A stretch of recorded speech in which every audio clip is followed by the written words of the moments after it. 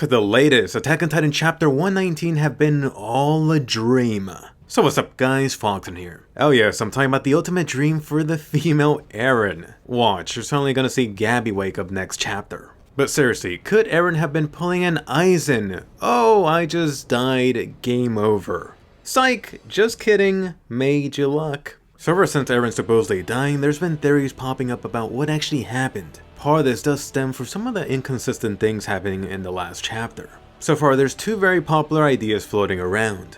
The first being that Eren already activated the Founding Titan, and Eren's already creating this illusion or fake memories for people around this chapter. Or the popular theory number 2, that this is a possible future that Eren has seen happen. Oh yes, Eren the Broken is seeing into the future. Or would that be Eren the Raven? For this to actually be true, the question then becomes, how did Eren actually activate the Founding Titan powers? Eren still hadn't touched his beloved Oni-chan, in the kinky way or otherwise. So go ahead and leave a colossal thumbs up and subscribe. Hit that bell so YouTube actually sends you my videos. So let's go ahead and go down the list of supposed inconsistencies. Just how much of this chapter could have been Isayama having a little bit too much to drink? In other words, Isayama making mistakes. What if there aren't any mistakes? So let's go ahead and go down the list, then I'll give you my thoughts and my own theory surrounding this. First off, let's talk about Commander Pixies. Or should I say the mindless Ball Titan Pixies. So just before you had the Beast Titan screaming, you saw Pixies drinking some whiskey right out of the bottle. You go, old dude. But hold up a minute, just a moment ago Pixies was seen riding a horse. Then suddenly in this next shot, Pixies is no longer riding the horse, but behind this wall. So hey, maybe that's where Gabi got the horse. And yes, we're gonna get to Gabi. So a lot of people are wondering, where did Pixies get the freaking bottle? Kind of random. How did Pixies know to prepare that just before his death? But the more important part is, why is this guy no longer riding a horse? Honestly, for all the events here, I don't see anything that weird. These guys were circling around, perhaps more soldiers were in their way, so now they're stuck behind this wall. The bottle is a little weird, but perhaps Pixies thought he would die, so he grabbed that before he left the building. The actual weird part here was that moments ago, Pixies was seen wearing that red armband on the horse. Suddenly you switch over to this side and now that thing is gone. So was this just a mistake by Isayama, or could this have been a false memory? For now, I'm gonna go with mistake, but let's see if this actually holds up. Next up, let's talk about the Card Titans. Two issues here. In the previous chapter, they mentioned Pieck having only one shot left. So what was up with this chapter, her actually shooting Eren again in the head? So let's actually go back and look at the chapter. That one shot line thing, that's not exactly what Pieck actually meant. Perhaps the English translation wasn't too clear, but Pieck really meant they had one more chance at a surprise attack, not that they were limited to only having one shot left. So this part is fine. Then you get into the second Pieck issue. In the previous chapter, Pieck got outside of her Titan, but all of a sudden this chapter, Pieck is back in Titan form. That part I really don't think is an issue. I mean, the Card Titan should be able to use multiple Titan transformations, no problem. She is that one Titan that can stay in Titan form for a long ass time. The real issue here is that you don't see any steam or visual remains of the leftover Titan. I mean, you had a whole Titan skeleton left over there. That does take a little bit of time to go away. But okay, let's just go ahead and assume Pieck went into Titan mode, and then with a Titan lightning or light show, perhaps that could have destroyed or blown away the Titan remains. I'll go ahead and give Isayama this part. There is a worse inconsistent part that I noticed, which was a Card Titan still having those bands around his legs, and also midsection. I'm wondering whether this could have been a mistake. If you recall a little bit before, Pieck naturally had them when she went into Titan mode and actually took the time to put on the Kaden saddle. But then you have her going into Titan mode the second time. I mean, unless those things take like a few seconds to put on, none of those should be there. In fact, you actually see Pieck as a Card Titan a couple of times this chapter without those leg and body straps. But then a few chapters later, they're suddenly back on. So could this have been part of that supposed illusion or just a mistake by Isayama? I'm gonna lean more towards a mistake for now.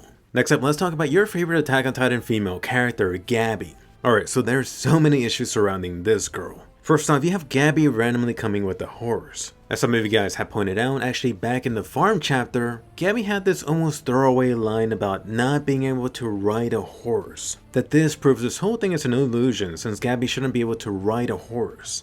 So quick disclaimer here, I've actually never tried to ride a horse. I would actually imagine it's a little bit easier if the horse actually has a saddle like the one that Gabi was riding. If you actually go back to chapter 109, it wasn't exactly that much of a throwaway line. It was a fair question, why was Gabby not trying to run away despite them being surrounded by fricking horses? Right here, Gabby admitted to not trying to escape on a horse since she never practiced riding one. And yeah, somehow I'm being overly fair to Gabby. I don't think it's impossible that she could have actually learned a little bit on her time on the farm. That's not too much of a stretch. So yes, I still think that the whole horse Gabby thing is a little weird. But for now, let's go ahead and give it a pass. Let's get to the bigger issue, which is really Gabby shooting that anti-Titan rifle and getting the hit kill on Eren. First off, some of you guys have a problem about where Gabby actually got this rifle, which I don't think is the issue here. Gabby having this weapon actually isn't a problem at all. Gabby really just swiped it from the super crispy guy that remained. Then, for a moment, let's just forget about whether or not Gabby could have actually made the shot. Let's not forget that Gabby is a small, tiny, 12-ish year old girl who should be like 80 to 90 pounds, maybe less. How much does a loli weigh? But seriously, you had Gabby actually lifting this 30 to 40 pound anti-Titan rifle. In other words, something that potentially could have been half her weight, if not more. And yes, you actually do see Gabby lifting the gun up when taking the shot at the very end of the chapter. On top of this, like I mentioned, I am no gun expert. But even I could see that Gabby should have suffered some recoil on her body. I'll be really surprised if next chapter she didn't break an arm or broke some sort of bone or bones. As for Gabby actually pulling the shot, first off she would have had to gotten the weapon. She would have had to been able to lift it and carry it a little bit. She was already crying, so keep her mental state in mind.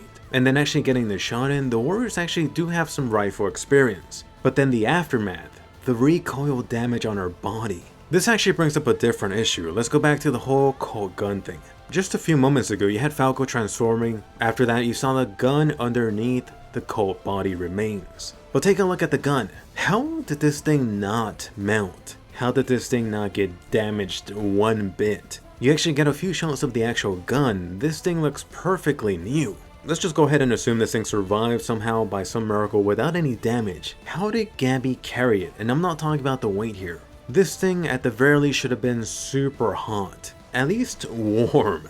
So how did Gabby not get burnt? Overall, I really think this one Gabby scene makes the least sense. So keep this in mind. Next up, let's talk about Eren. So this chapter, you finally saw Eren eject out of his Titan. But what the hell? How is Eren suddenly fully clothed now despite the Jaws Titan biting his legs off? Just a few chapters ago, the Jaws Titan gave him shorts. Titans do not regenerate clothing. Oh yes, and I should mention Eren is technically also missing the jacket. About the jacket though, it has been known that you could lose clothing a few times when going into Titan mode. Eren could have also just left it inside the Titan when he ejected after getting his Titan super hard. Eren having the Titan pants here is a major issue. I could see Sayama making this mistake once, maybe twice, but you see this multiple times. This really goes back to fueling the whole illusion / fake Titan memory theory. Next up, let's talk about Eren's face here, his eyes. Supposedly, this was a huge hint at Eren using the founding Titan powers. For starters, in this chapter, Eren actually started showing emotion again, which for me wasn't really an issue. It makes it more seem like Eren didn't have a reason to hide his true intentions, since beforehand that could have been given away via his expression. I mean, Eren was inside of his freaking Titan. The second thing regarding Eren's eyes is that this was supposed to be a point showing that Eren actually already activated the founding Titan powers. That Eren's eyes here looked like the founding Titan eyes in a couple of shots this chapter. First off, for this, you do have a more unique design for the eyes in the anime. They look all shiny. But previously, these Founding Titan eyes did have a more dark look to the Founding Titan user using this. This was when that person was influenced / restricted / possessed by the Elden King's ideology. This eye shading color would have been very hard to miss if Eren's eyes actually did indicate the Founding Titan being used.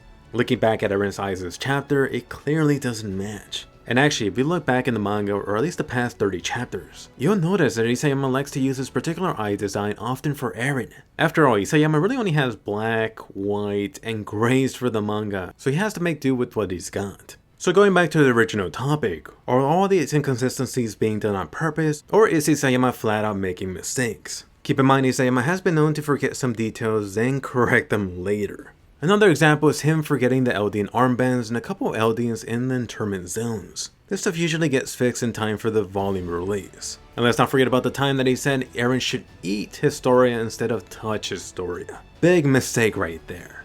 I do also recall at one point Isayama forgetting which arm that Erwin lost. So to help answer this, let me show you this. In the actual magazine that Attack on Titan got released, at the very end, this was included, some words from Isayama, that 2 days before the deadline, Isayama still had 21 pages to do. That is so surprising. Keep in mind that's basically half the chapter.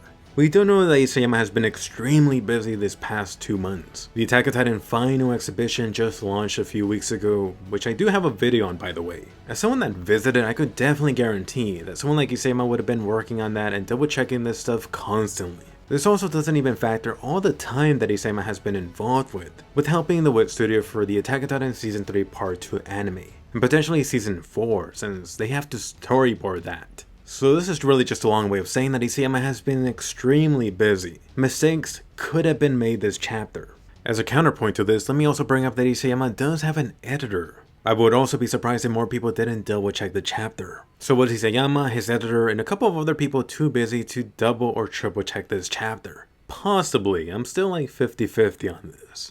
Anyway, let's get into my thoughts and theories around this. First off, regarding Eren using the Founding Titan power. Keep in mind, Eren as the Founding Titan cannot affect certain groups of people. That would be people like the Volunteers, the Elena, and Onyankopon. But also don't forget about the Marley soldiers currently fighting. The Founding Titan power should also not affect current Titan shifters. This would include Reiner, Peak, Porco, the Beast Titan, and also don't forget about Armin fighting in the distance. Another person that should definitely not be affected would be Mikasa fighting nearby. That would be the real test. What is Mikasa's reaction next chapter? Is Mikasa about to go full Ackerman on Gabby's little ass? It'll be Mikasa turning into a sushi chef. Then again, on the flip side, let me put out this disclaimer. In Attack on Titan Season 2's finale, you saw that Eren was not able to command Titan shifters. Very likely these guys are immune. However, are these Titan shifters also immune to the Founding Titan potentially altering their memories? I would also think that they would be immune to this, but Isayama could make it so they're affected, if he wanted to. Next up, let me bring up Zeke, which is another issue. Why would Eren be trying to touch Zeke right now? This guy is not in Titan form. Could it be that Eren only needs to touch his royal blood brother, Titan shifter, not necessarily a royal blood person in Titan form? That would be a little bit more convenient. As for my theory about this, Isayama does seem to be mixing truth with lies, which is really what Pixies mentioned in the recent chapter.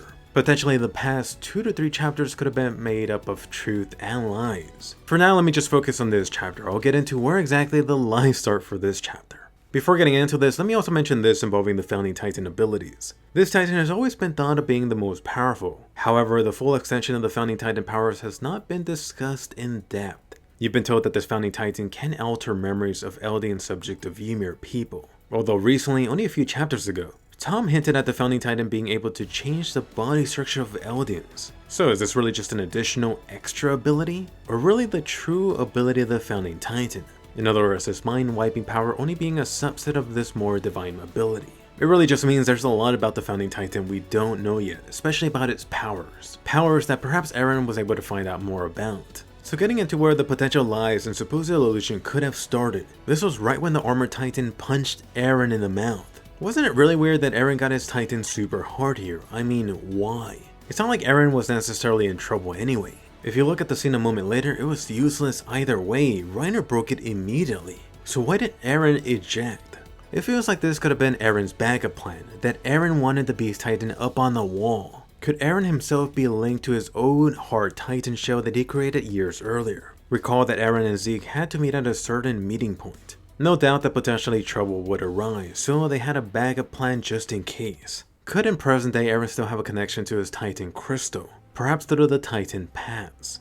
But then when I started thinking about this more, keep in mind this Titan crystal is connected to the Titan crystal from the Wall Colossal Titans. Could this really just mean that Eren was already connected to Zeke in the first place? In other words, all that Eren really needed to do was just touch the wall or his Titan shell. That's assuming that his shell didn't already have a connection to himself. Next up, getting into my second possible theory on this. Don't forget about the Warhammer Titan ability. When Eren was dealing with Reiner, perhaps this guy connected from below. It'd be similar to when that Warhammer Titan did that tree structure thing in the Attack on Marley arc. In other words, Eren already pulled a Diglett and has already been connected to Zeke. There actually has been precedence for Eren doing this. Recall that Eren originally used the Warhammer Titan ability to escape out of jail. there's even a decent chance that Eren did this in human form.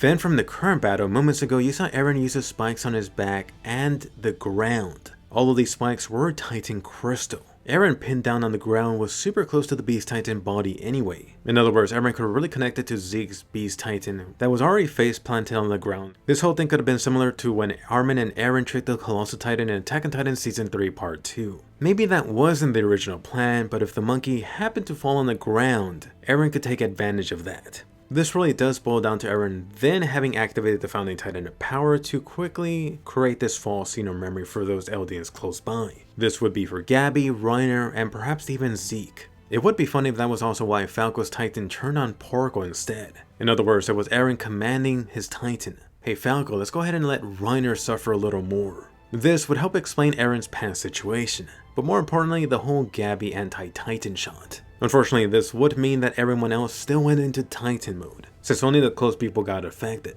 So those are my two theories on this, although I should mention the other two possibilities of Eren either seeing this future vision of events to come, or said events already happened. And then like I mentioned in my chapter review, Eren's really just gonna send his memories back in time. It'll be like a Live Die Repeat event, Steins Gate, or even the recent Code Geass movie. The problem with this is that it doesn't fix the inconsistent parts with the whole Gabi scene, or Eren's pants. And hey, if nothing else, Eren's just gonna pull a Reiner cockroach move. But seriously, I'm not even sure how people actually think that Eren died.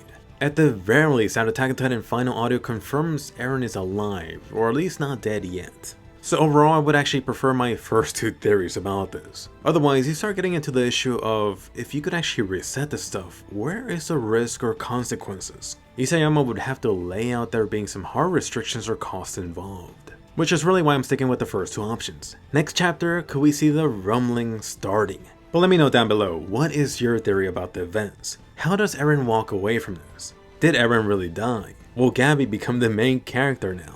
By the way, really quickly, I just saw Weathering With You, which is Shinkai's follow-up movie to Kimi no Na wa. Review is coming tomorrow, so definitely look forward to it. Anyway, go ahead and post your thoughts and theories down below. The Attack on Titan Chapter 19 discussion is coming soon too. Go ahead and check out my video on the final Attack on Titan exhibition and final audio. Did Isayama spoil the ending? And I'll see you guys later.